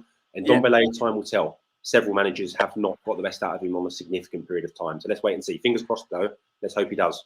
Yep, totally agree. Jamie, Ndombele, Kane, we saying yes? Are we going? Are we moving? Kane's an obvious yes. I think you look at the way he developed Lukaku, so definitely yes. I think with Ndombele, I'd be interested. Again, I'll speak about the last 2 coaches. I don't think they were very good coaches. So I think you've got now a proper coach. So I'm going to say yes. And of course, we know we wanted him at Inter Milan. So yes, I'm going to say yes. Jace, it's come to you. I promise you, this is the final question of tonight, Jace. I can see your face. You're like, please let me go. We are going to let you go, I promise you. Jace, Harry Kane and Ndombele, give us your thoughts quickly on those 2. Yes or no? Will he get the best out of those? Yes, Kane, nowhere for Ndombele. As I thought. And I say, Jason, sticking to his I just want to say one quote on Conte that he gave in his time at Chelsea. He said at Chelsea in a preview of a Tottenham game, at Chelsea, we expect to win trophies. At Tottenham, they hope to win trophies. That's the difference between the clubs. And hopefully, by bringing him in, that expectancy goes from there to that board upstairs. Yeah, I totally agree. Where have I gone with this? Chris, let's go to you, and then I've gone to Lee, and then like I say, we are going to say, I promise you, say goodbye, and like I say, for the sake of our lives here, if this doesn't go right, this is really bad. It's going to end up being really bad if this doesn't go right, but let's hope it's going right. Rich, you might have cut them all in by the time we finish if this doesn't go right. Let's go to you, Lee, on this quickly. Ndombele, Kane, we getting the best out of these guys? Yeah, I mean, Kane's a no-brainer. I've said it from day one. Even Nuno would have got the best out of him, because Kane is the best number 9 in the world. So in my opinion. So he's going to come good. And I just think now with Conte coming in, if he does sign, it's a big if still. If he does sign, Kane's going to be buzzing, absolutely buzzing. Don't you worry about that. I think with Ndombele, I'm still on the fence here. It's another manager. Can he get the best out of him? Yeah, why not? I mean, I'm really positive tonight. Absolutely, why not? Do you know what? He might even get a tune out of Doherty if he's still at the club. Whoa! Slow down. Hold on a second. Where are we going with that? Are we sure? Oh, hang on. Hold on. I've got Deli and Winks on the line here. What's happening? Got 2 hours of the show left now. Christ. Hold on, we've got to close it. We're not starting it. Jesus, no. Listen, lots to hope ahead. I tell, only Lee McQueen would leave you on a cliffhanger like that. Dun, dun, dun, dun, dun. Can't make it up. I tell, honestly, doing that to us at 1 hour 45 minutes in, he may get Doherty the best. We gotta go here. What's going on? We're going into that. Let's go to you, Chris, to close this. Chris, Ndombele, Kane, you've always been very honest on your channel. Like I say, honest more this season. Like I say, you've been so animated is probably the right word I'd say this season in terms of the players that's at his disposal there. Thoughts very quickly, Kane and Ndombele, will we get the best out of those guys? Yeah, going on that point, Rick, I've just been very frustrated, that's why. But Harry Kane, certainly he will get the best out of him. He's already said some very favourable comments about Harry Kane. And Tanguy Ndombele, it's kind of like step-up season again. Some of these players do need to put a lot more in than what they have done. And Tanguy Ndombele is one of them. We all know what a quality player he is, but he seems to just drift in and out of games. So hopefully Antonio Conte can work with him, adapt his game a little bit, and get Lo Celso, get Ndombele playing 90 minutes every week, and get them putting a real shift in. And we might have a chance of some silverware this season. Who knows? Nearly said it, Chris. Nearly said the T word. The trophies are coming. There we go. My thanks, my wonderful thanks to what's been an unbelievable panel. I must just say, the comments we've had tonight, been off the scale. Thank you so much for every single person's support for the channel. A few weird comments, though. I have to say that. I mean, they know they are bloody strange comments. I mean, very weird. I would. You need to do something else, people. I tell you. Yeah. Well, listen, we can't speak for everybody, but on the whole, been some lovely comments in there. Like I say, if you haven't subscribed to the channel, please do so. But my thanks to, like I say, the panel I've got here, to Jason, who I hope Jason will still be with us for our, we might have to upgrade that word checker trade depending on how this season goes now under Conte. So we won't use the word checker trade. We may upgrade that now to, an elite Europa Conference League, possibly. Jason McGovern, thank you so much. To Jamie at the Daily Hotspur. Jay is, like I say, working hard. The tweets are going out. He's going to fire off the news of Conte tomorrow, we hope. Fingers crossed. To John over at Lily White Rose. John, like I say, I'm sure we've got a youth. John, when's the next youth pod? Can you give us an update and insight? Am I still an exclusive from you here? Yeah, a couple of days, boys. Couple of days. I'll have something else. Couple of days. Amazing. From John there. To Rich, very quickly, give us a quick second. Where are you flying around the country? When are you interviewing Conte? Very quickly, when we get this exclusive? I'm over in 8 days' time for 3 weeks, and I've got nights with Ledley King and Glenn Hoddle and the Allen Cousins and Matt Letizia. So check out at mrcracknell.com for details of all that. I love speaking to the old players, but I'm also excited for the future as well. So it's lovely to be doing a show, Rick, with some positivity and not everybody hands on their head and therapy. So totally agree. It's been lovely. It's been great. Been lovely to catch up. To Chris, of course. Chris, listen, we love the YouTube channel. Chris always got great content on there. Some of those Spurs chats just get hilarious by the minute. You just do not know where Chris will be. The one last week, the photo outside of a McDonald's in the background was just actually outside the stadium. I mean, I'm getting worried about where these are going, Chris. I quite worry you might end up in the McDonald's the way it might be going. Chris, where can we find the YouTube channel? Let us know. Yeah, the YouTube channel is just called Tottenham Fan Chris Cowling, and thanks so much for having me on again. Pleasure. No problem at all. Like I say, we're looking forward to having you back on during the season. Got a groove going on from Jamie Brown there. Very excited. The panel tonight, nearly everybody. Bottom right, bottom middle. Not saying anything. Right, Jace? I'm just saying, you've been on so many platforms today. I heard you on a train platform at one stage. It was terrible. My wife, she's sick of it. She's absolutely sick of it. I'll tell you. We got the good news is we may have. I say we may have. Listen, we're gonna have a show coming up some point tomorrow for an appointment of Conte. We are gonna have to do some aspect of a show tomorrow, and we're back. Look at Jason's face. Go on, say it to me. What else are you gonna talk about? We're back for a checker trade on Thursday, aren't we? You're back 30 for the checker trade. Don't get too excited or carried away. We've got a couple of specials coming up, haven't we, Rick? We've got a couple of specials coming up. We've got, listen, should we just say it now? We've got a really big, hopefully, Christmas party with us all to come now. I want to say, I'm still dragging this on now. I've got to finish up in literally 30 seconds. Christmas, we have got a Christmas party to come in terms of the Last Word on Spurs. Don't worry, it doesn't mean we're going and you won't see us. The plan is obviously we will be on the screen. And I say we hope to have someone very special to join us. That's the plan, to celebrate, hopefully, what will be a successful season. But Lee, are we going to Revan's and Summers party then for that? I'll tell you what, Jason. If it keeps you happy, we'll be there. Let's finish off. Lee, co-hosting this crazy train. Lots to come, lots ahead. Let's see where the journey takes us, eh? Yeah, look, the crazy train is going to be another 18 months worth of ups and downs and whatever. Hopefully, more ups and downs. We've had our share of downs.